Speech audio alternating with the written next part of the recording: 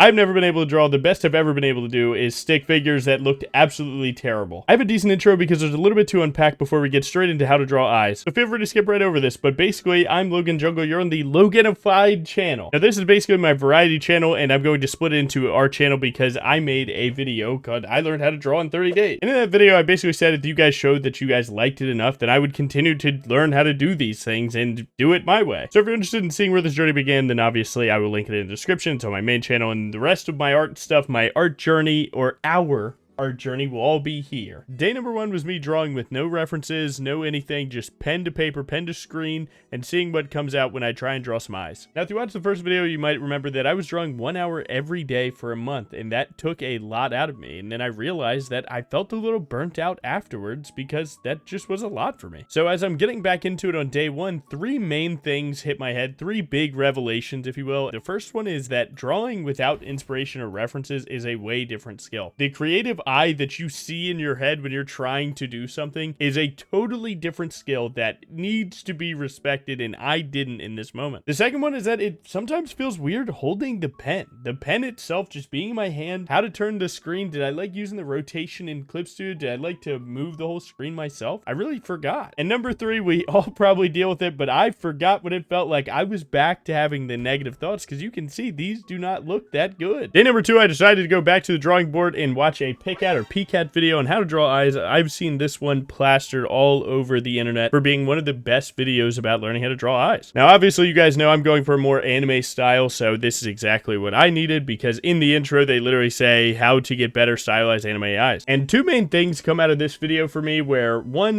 the eye is in fact a sphere, and when you think about that, it helps it make it less flat because oftentimes I found that my eyes are on the face rather than a part of it. And the second thing that I got is that realistic eyes and anime eyes are kind of completely different, or different in ways, at least in my opinion. And because of that, I need to make sure that the things that I'm trying to learn how to draw line up with the things that I want to draw. Day 3 is where I come to a very obvious conclusion while watching a Draw Anime Academy video where 2 things happened. One, I wanted to test what other YouTuber videos had to offer, and if there was one that had secret sauce, I wanted to let you know. And 2, it's that the eye will make sense with the face. So if I'm drawing a full face, it's good for me to have the full chin there, and then the chin and the head tilt will decide what the eye will look like, and this all will make sense. It's a very obvious conclusion to a lot of you guys that you should know where your character's facing to know what they're looking at, but that's something that I just kept drawing instead of thinking about it a little more, and that kind of slowed me down. Day number 4, you're going to see a familiar face, Roververse. He is my friend and drawing coach, if you will. He's the guy that got us doing this in the first place. And this is where I want to take a moment to just appreciate that drawing with other people, even if it is just a Discord, another person, no matter who or what it is, it genuinely helps so much to have someone that's doing the same things and keep people with common goals around you because, trust me, it is such an insanely good driving force. But basically, we spend about an hour and a half together just straight up reinforcing everything that I've relearned over the past couple days myself, and then adding on some new tech, or basically just reapplying the old tech that he taught us in the previous. So we're drawing faces again, we're making sure the eyes make sense, we're getting good guidelines, and making sure stuff fits again, and that's kind of the point, reinforcing good habits. Day number 5 was a particular test for me where I decided to see how much I actually improved from day 1 just by getting back into the game. Now, some of you may look at what I've drawn and still think that it's pretty bad, but I will tell you 100% that day 1 to day 5 were not even close, and I did way better, and I'm super proud of it. One skill that I try to improve on every day is just becoming a better learner, and one thing that helps me learn more is to give myself credit where it's due. So when I look at day 1 and day 5, I see a big difference, and I'm like, okay, I feel very good about it.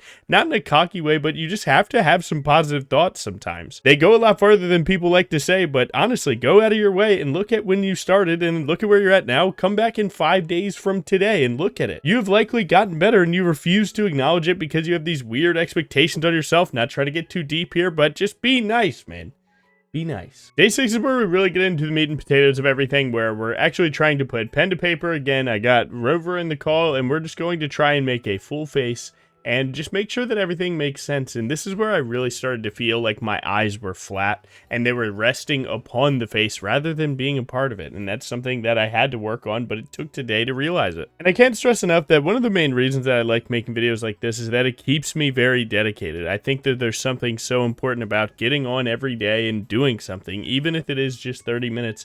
It actually goes such a long way. When I pick up the pen, I feel like I'm comfortable again rather than feeling rusty. Now, day 7, here we are, and we're actually going to try and get a little crazy today. I wanted to get it experimental. One of the coolest things about drawing is that you can always kind of redo the things that you did, and if you made something that you're proud of, you can kind of do it again and be happy again. But I do think that that's a fleeting feeling, and sometimes I'd like to go out of my comfort zone a little bit, and today I'm going to try and make a face, and then I'm actually going to try and put some color on eyes. I don't do that very often. I don't know anything about color theory or anything like that, but I wanted to just experiment with some of the buttons on the software, because I feel like when you always are sticking in your comfort zone, obviously there's a lot of happiness to be found at the, you reach a point that you're proud of, but when you start clicking the buttons that you're not used to, that's where like sometimes those happy accidents happen. Shout out Bob Ross, and stuff like that is pretty good for your learning. So I implore you to try and just click on a different button and see what it brings you.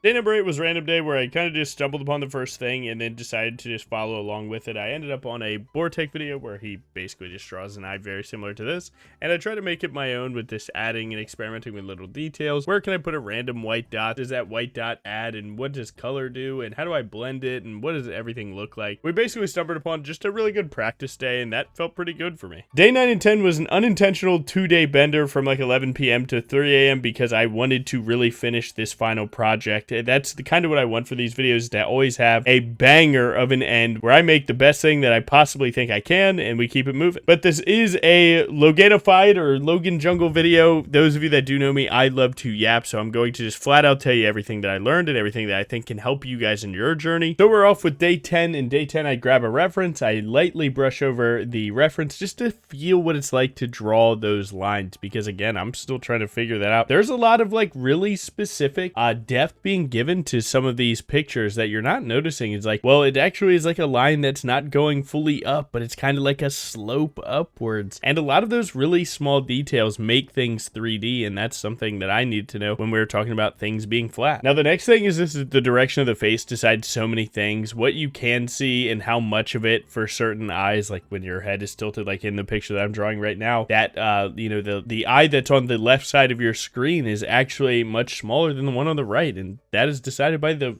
way that the head is tilted and facing, if that makes sense. Is it the nose bridge blocking part that you would see from, from the camera's point of view, if any of that makes sense? I don't know. The position of the iris decides where the character's looking, and both eyes need to sync up for that, and that's something that even in this picture right now, I had to call in the big guns, because I felt like the eye that's on the right side of your screen, his iris was messed up, and then Waloed was like, well, it's actually the left one that's really messing with me. Eyelashes come from the eye to away, so if you make it too blocky, which is what I was doing, where you can see right now, I have a very blocky eye here, but as you fix some of the angling of your eyelashes, it can add so much to making it more 3D or make it feel more cohesive. So one of the biggest things that matters the most to me is the fact that every detail builds upon the next. One line will make the difference. I know I've said that, but I really wanted to say it again as a separate point. Every line, every detail, every single thing, every eyelid, every eyeshadow, every eyebrow, every eye, every pupil, iris, whatever, I don't know every word, but every single thing for me was giving me more issues than I would think. And sometimes that was the mouth, and sometimes that was the nose, and sometimes it was a lack of a little bit of shading here or there. So if I had to give you like a line of importance for me right now, it goes eye shape is number one thing, then the iris, because if you have cross-eyed looking characters, sometimes, man, it just doesn't look right. Then you have the pupil. The pupil, obviously, it's going to be a lot of the, the character to it, if you will. The eyelashes are some of the most fun and some of the most cute things to draw, and I think they really sell a lot of things, especially for